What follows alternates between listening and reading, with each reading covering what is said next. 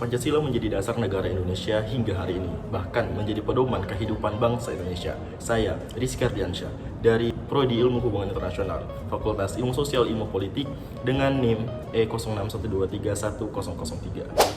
Pancasila yang seharusnya menjadi pedoman dasar negara Indonesia, tapi terkadang tidak semulus yang diperkirakan. Banyak pelanggaran-pelanggaran yang terjadi ketika penerapan Pancasila itu harusnya diterapkan ke seluruh warga negara Indonesia. Yang pertama, sila pertama yang berbunyi ketuhanan yang Maha Esa.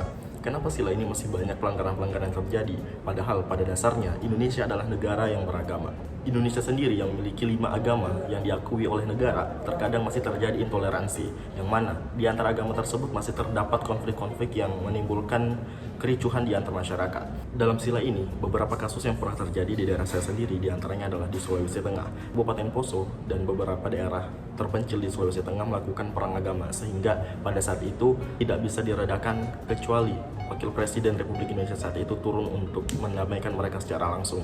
Tentu ini menjadi sebuah konflik yang sangat besar sehingga menimbulkan kericuhan di antara masyarakat. Karena dengan agama saja mereka sudah bisa melakukan perpecahan. Bagaimana dengan konflik-konflik lain yang bisa menimbulkan perpecahan yang lebih besar? Kedua, Pancasila yang berbunyi kemanusiaan yang adil dan beradab. Pada sila ini masih terdapat banyak nilai-nilai yang dilanggar oleh masyarakat Indonesia. Di antaranya adalah beberapa bulan yang lalu adanya kasus pembunuhan warga sipil oleh polisi, yang mana polisi merupakan harusnya orang-orang yang mengayomi warga negara Indonesia, tapi mereka yang melakukan pembunuhan terhadap warga sipil tersebut, sehingga ini merupakan pelanggaran terhadap hak asasi manusia dan mirisnya lagi terjadi di wilayah NKRI. Yang ketiga, Pancasila yang berbunyi Persatuan Indonesia. Masih banyaknya nilai-nilai yang dilanggar pada Pancasila ini tentu akan merugikan banyak pihak di wilayah NKRI. Di antaranya adalah kasus OPM atau Organisasi Papua Merdeka yang biasa dikenal dengan KKB atau kelompok kriminal bersenjata, yang mana kelompok ini ingin memisahkan diri dari Indonesia, sehingga sila ini tentu bertentangan dengan kasus yang ada di Papua tersebut. Dan tentu ini juga akan menjadi pemicu terjadinya perpecahan di Republik Indonesia. Keempat, kerakyatan yang dipimpin oleh hikmat kebijaksanaan dalam permusyawaratan perwakilan. Sila ini tentu juga masih banyak sekali yang dilanggar nilai-nilai oleh warga negaranya. Di antaranya adalah kasus-kasus mengenai KKN atau korupsi, kolusi, dan nepotisme. Berbicara mengenai KKN atau korupsi, kolusi, nepotisme, lebih khususnya mengenai korupsi, masih banyak terjadi di lingkungan kampus pendidikan. Di antaranya adalah ex-rektor Universitas Udayana di Provinsi Bali yang melakukan korupsi terhadap uang mandiri para mahasiswanya, dan juga pada lingkup kementerian yang baru-baru saja terjadi pada ex-Menteri Pertanian Indonesia yang mengkorupsi, melakukan gratifikasi dan pemerasan di lingkungan Kementerian Pertanian.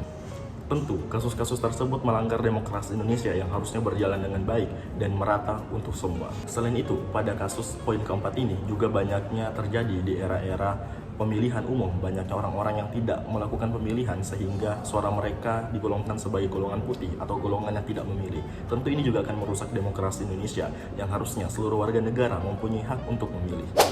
Yang kelima adalah sila yang berbunyi keadilan sosial bagi seluruh rakyat Indonesia. Tapi masih banyaknya hal-hal yang tidak sesuai dengan prinsip keadilan itu sendiri. Di antaranya adalah di mata hukum, orang yang berduit memiliki kesempatan yang lebih besar untuk melakukan lobby terhadap hal-hal yang mereka langgar. Tapi orang-orang yang miskin ke bawah, orang-orang yang tidak memiliki harta, mereka lebih mudah untuk terjerat hukum dan lebih memiliki hukum yang lebih lama dibanding mereka yang mendapatkan pelanggaran yang seharusnya lebih besar.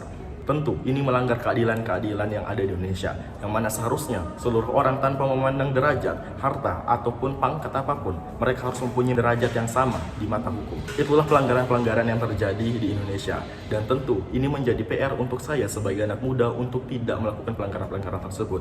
Sebagai anak muda yang memiliki peran merubah dan menjadi agent of change atau pembawa perubahan, ini menjadi PR yang besar untuk saya bisa berdampak untuk diri saya sendiri dan untuk di masyarakat, dan tidak terjun terhadap kasus-kasus pelanggaran yang terjadi di Indonesia.